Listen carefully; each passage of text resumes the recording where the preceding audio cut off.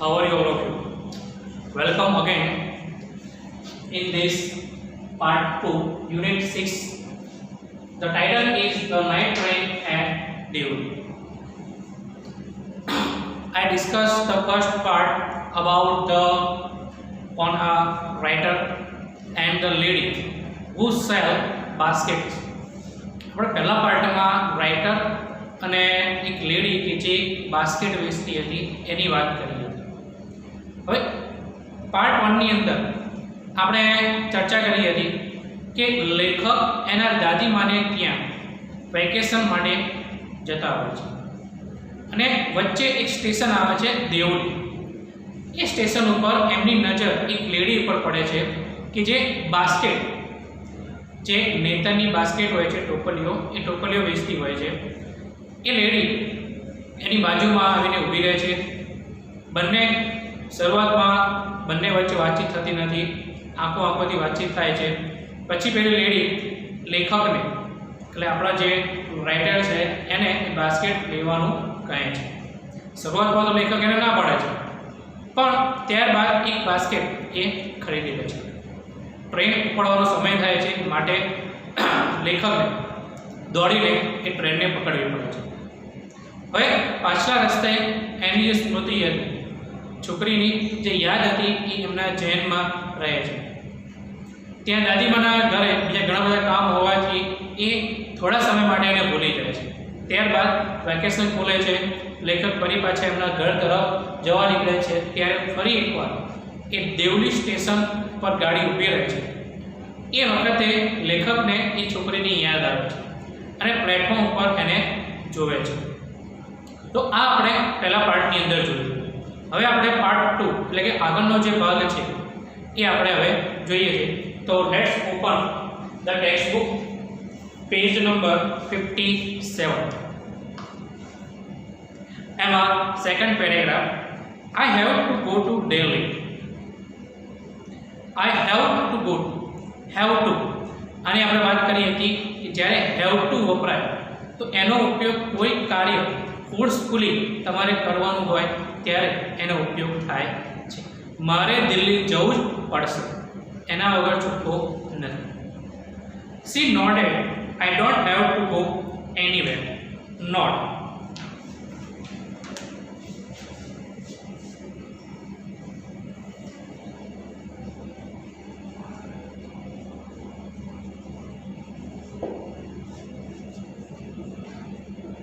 Not એટલે માથું હલાવવું.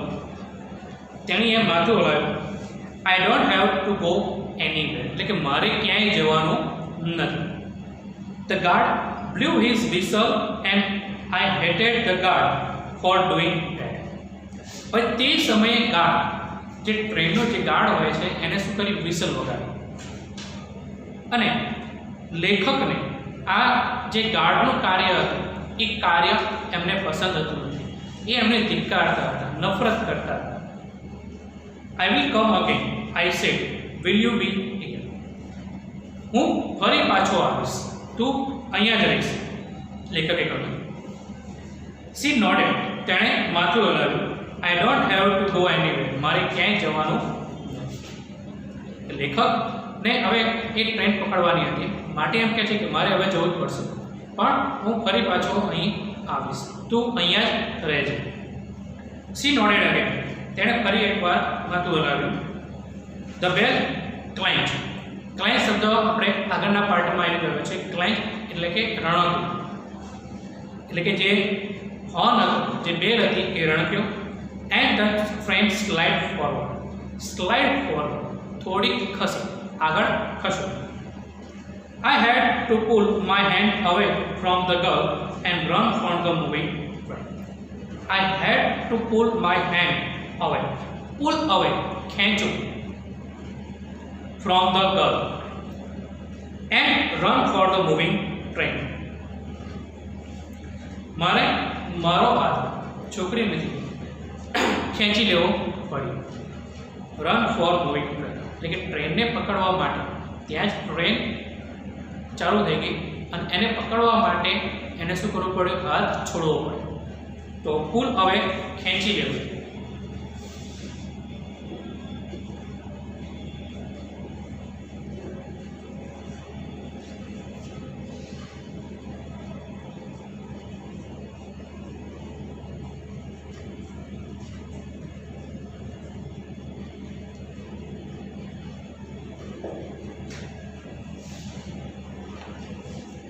This time I did not forget Har.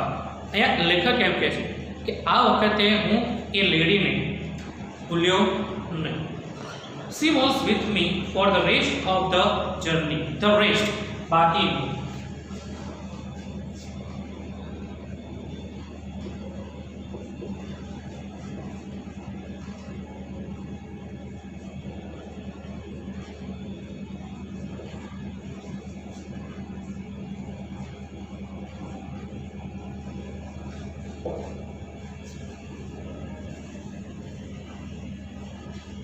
Rest of the journey એટલે બાકીની જે મુસાફરી હતી, જે જર્ની હતી, તેણીની એમની સાથે હતી.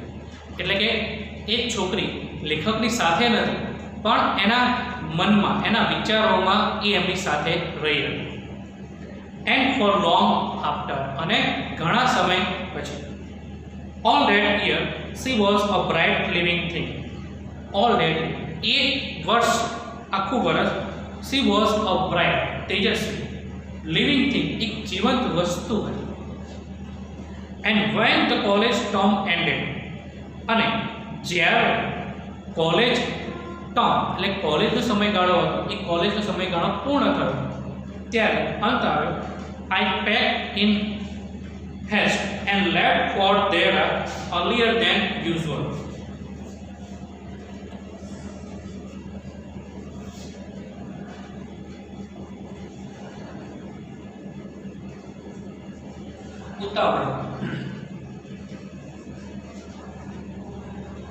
I packed the vest and left for there earlier than usual.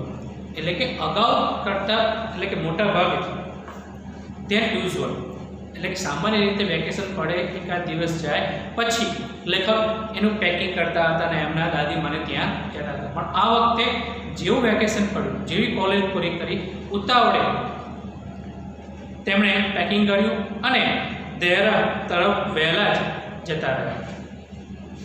I was nervous and anxious as the train entered Deoli. Nervous, બેચેન, અને anxious એટલે કે આતુર. જ્યારે ટ્રેન દેવલીમાં એન્ટર થઈ, ટ્રેન દેવલીમાં પ્રવેશે છે, ત્યારે લેખક થોડાક બેચેન હતા અને ચિંતાતુર પણ હતા, ચિંતિત હતા. I was wondering what I should say to the girl. I was wondering, હું થોડોક નવાઈ પામતો હતો, થોડોક ચિંતિત હતો, બેચેન હતો કે હું મારે પેલી છોકરીને શું કહેવું જોઈએ, and what I should do, અને શું કરવું જોઈએ. તો એ કસમાં હતા કે એમણે શું કરવું જોઈએ, અને છોકરી એમની સામે આવે તો એમની સાથે વાતો કેવી કરવી, શું કરવી જોઈએ. તો આ ગળમથલ એમના મનમાં ચાલતી હતી. I was determined that I wouldn't stand helplessly before her.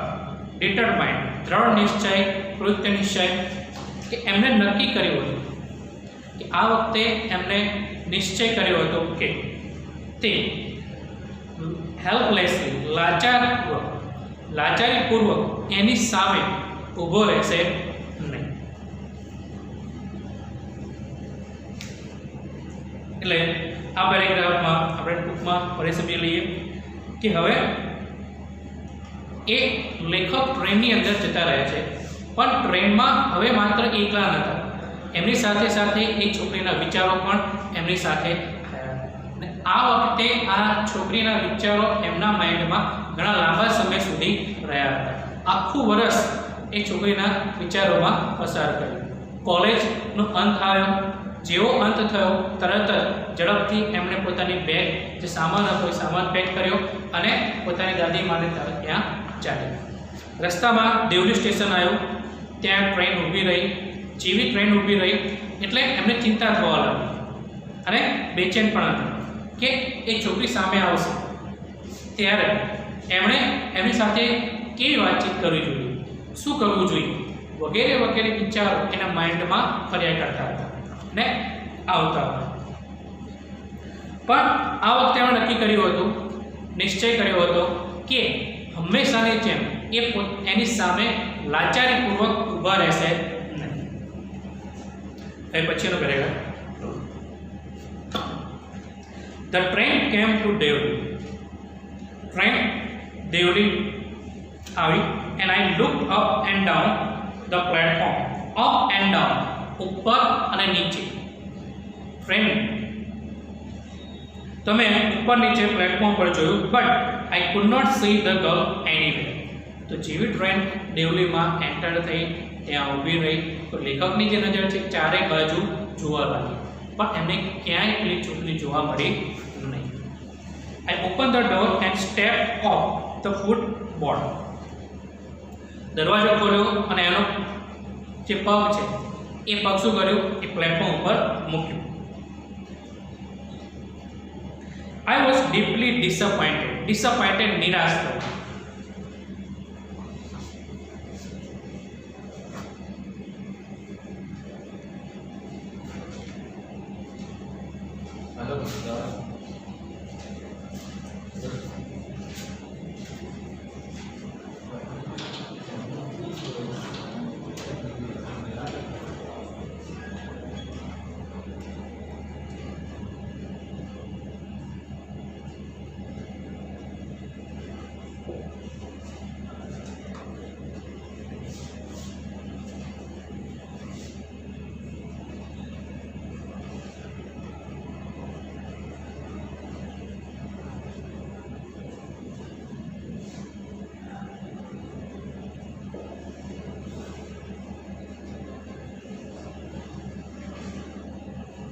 તો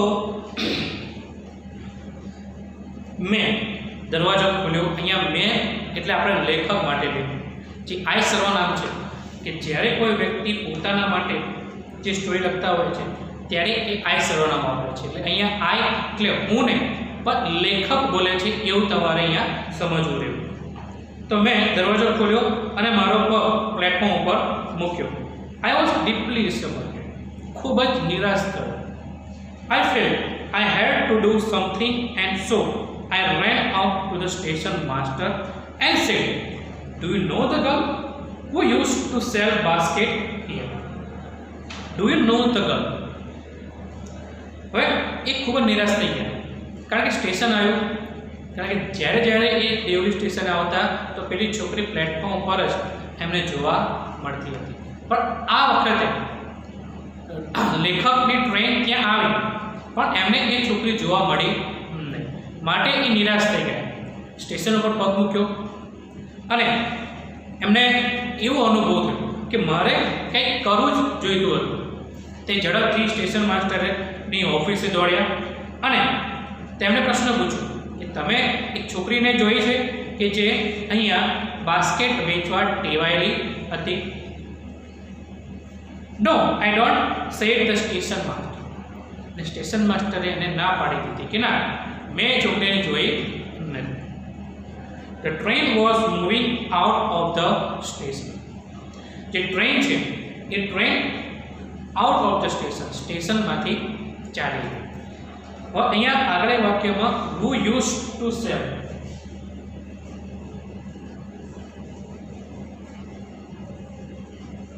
do you know the girl?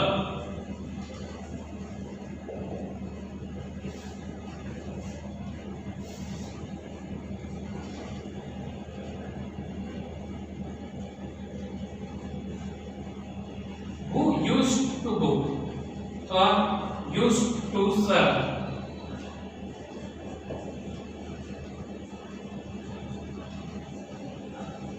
આવો પ્રશ્ન છે.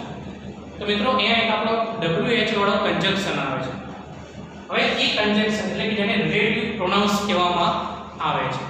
આપણે WHO who નો ઉપયોગ પ્રશ્નાર્થ વાક્ય બનાવવા માટે કરતા હોઈએ. તમે એના વિશે જાણતા હશો, પણ અહીંયા WHO who એ પ્રશ્નાર્થ વાક્ય તરીકે નથી. અને WHO who જો પ્રશ્નાર્થ તરીકે વપરાય તો એનો અર્થ થાય છે કોણ. આપણે કોઈ વ્યક્તિ વિશે જાણવું હોય તો whoથી આપણે પ્રશ્ન પૂછીએ છીએ કે who is મોહન, મોહન કોણ? પણ અહીંયા WHO who A relative pronounce તરીકે વપરાય છે, માટે એનો અર્થ કે જે એવો થાય છે. એટલે કે અહીંયા પ્રશ્નાર્થ વાક્ય તરીકે નહીં પણ એક કન્જંક્શન તરીકે આનો ઉપયોગ, સર્વનામ તરીકે આનો ઉપયોગ થયો છે. હવે આને ટૂંકમાં જો સમજવું હોય તો હુની પહેલા ખાલી જગ્યામાં જો ખાલી જગ્યા આપી હોય અને ખાલી જગ્યા પહેલા કોઈ પણ કર્તા આપેલો હોય, ત્રીજો પુરુષ એકવચન હોય, કોઈ પણ કર્તા હોય એ કર્તા આપેલો હોય અને ખાલી જગ્યા પછી જો ક્રિયાપદ આપેલું હોય ત્યારે આ હુ રિલેટિવ પ્રોનાઉન્સ મૂકવામાં આવે છે. તો એના માટે યાદ રાખીએ કે ખાલી જગ્યા પહેલા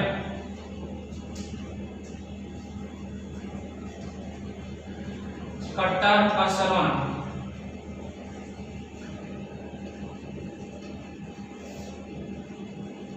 અને ખાલી જગ્યા પછી ક્રિયાપદ તો હુ ખાલી જગ્યામાં મુકાય છે. તો સર્વનામ અને ક્રિયાપદ તો અહીંયા આપણે ટૂંકમાં સમજીએ કર્તા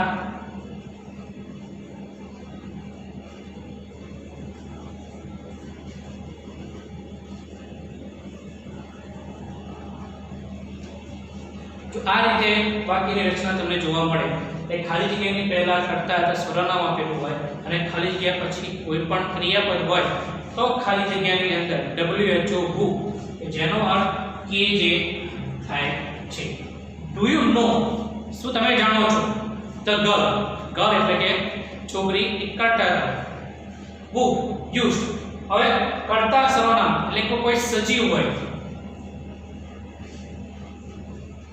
કર્તા પણ કેવો સજીવ કરતા હોય તો એની પછી હુ તમારે શબ્દ મૂકવાનો રહેશે. તો આ એની શોર્ટકટ રીત હતી એ તમારે ખાસ ધ્યાનમાં રાખવું કારણ કે કંજક્શન ની અંદર એ પ્રશ્ન તમારે હુનો પૂછાય છે. તો આવા રિલેટિવ પ્રોનાઉન્સ માં હુ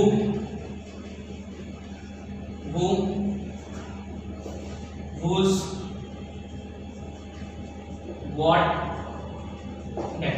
આ બધા જે છે રિલેટિવ પ્રોનાઉન્સ તરીકે વપરાય છે. હુ છે એ કર્તા તરીકે વપરાય છે, whom કર્મના સ્થાને વપરાય છે અને whose એ સંબંધક વિભક્તિના સ્થાને વપરાય છે. who કર્તા તરીકે એટલે કે I, we, you, he, she, it આવા કોઈ પણ સર્વનામ અથવા સજીવ કર્તા આપેલા હોય. whom એમાં me, us, him, her, them એ બધી કર્મ વિભક્તિના સ્થાને મૂકવામાં આવે છે. whose ની વાત કરીએ તો my, our, his, her અને their એ બધી સંબંધક વિભક્તિમાં whose મૂકવામાં આવે છે. તો આ આપણે એક ગ્રામર ટોપિક હતો એ આપણે ઉપર છેલ્લો યાદ જોયો છે. કંજક્શન ની અંદર તમારે આમાં ડીપલી ચર્ચા કરવામાં આવશે. આગળ જોઈએ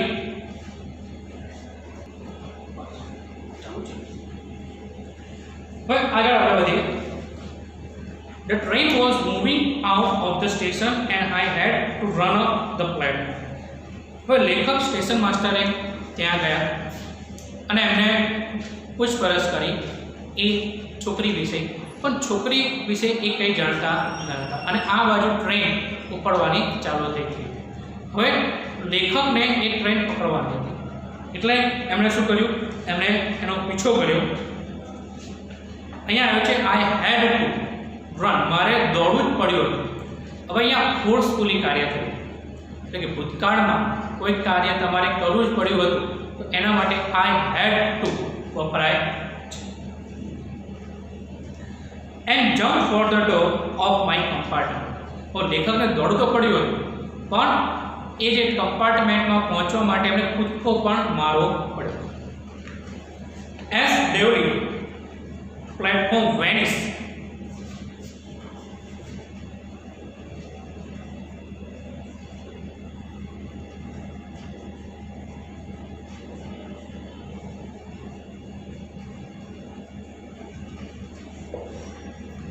અદ્રશ્ય થવું. જ્યારે દેવલી પ્લેટફોર્મ દેખાતું બંધ થયું.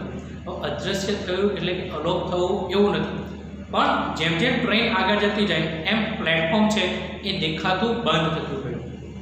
આઈ decided that one day I would have to break journey that. તો ટ્રેનમાં બેઠા બેઠા જ્યાં સુધી અમને પ્લેટફોર્મ દેખાયું ત્યાં સુધી પછી આપણે વિચાર કર્યો કે એક દિવસ હું મારી જર્ની અહીંયા જ પૂરી કરીશ, એટલે કે અહીંયા ઉતરી જઈશ.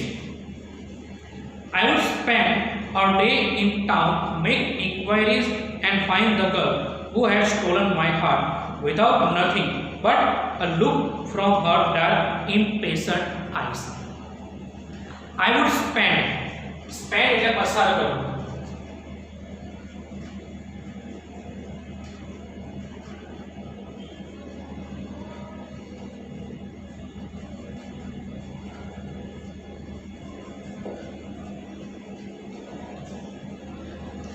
I would spend એટલે કે હું પસાર કરીશ the day in the town, દિવસમાં આખો દિવસ ત્યાં પસાર કરીશ.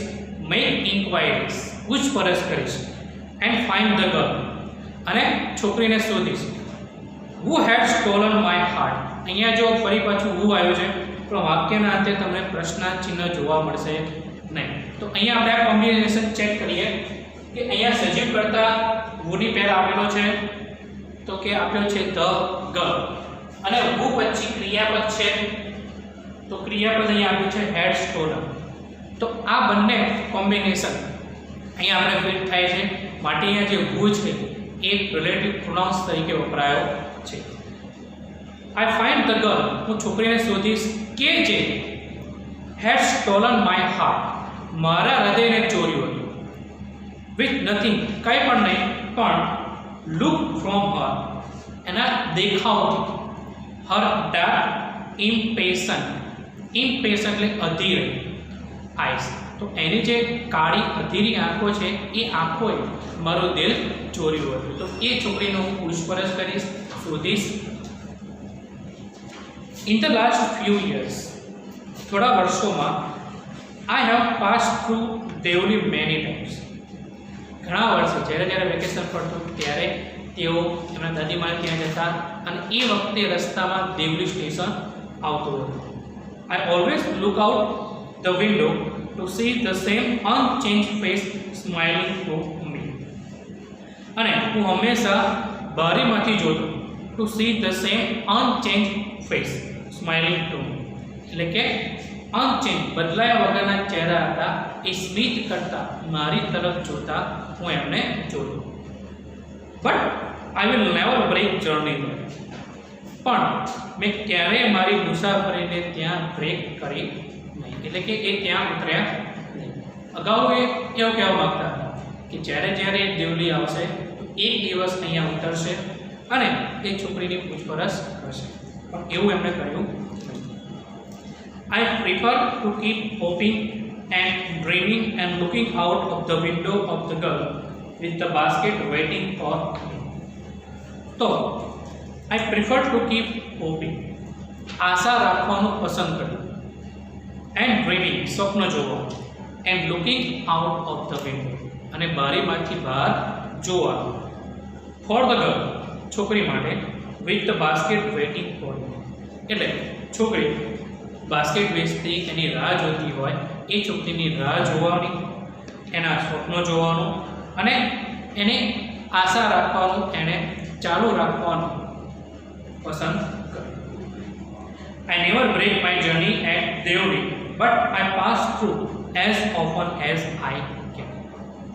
મેં ક્યારેય મારી જર્ની દેવલીમાં બ્રેક કરી નહીં અને પણ ત્યાંથી હું ઘણીવાર પસાર થયો હતો જેટલો હું થઈ શકતો હતો, પણ ક્યારે લેખકે દેવલીમાં એમની જર્ની પૂરી કરી નહીં, એટલે કે દેવલીમાં ઉતર્યા નહીં અને એ પછી એ છોકરી એમને મળી કે ન મળી, પછી શું થયું એ આગળની સ્ટોરી અહીંયા આપી નથી. તો આના જે રાઇટર છે એનું નામ છે રસ્કિન બોન્ડ. તો મિત્રો અહીંયા આપણો પાર્ટ 2 અહીંયા પૂર્ણ કરીએ છીએ. આશા રાખું છું કે તમને આ સ્ટોરી પસંદ આવી હશે અને તમને ખ્યાલ પણ આવ્યો છે. અસ્તુ, થેન્ક યુ.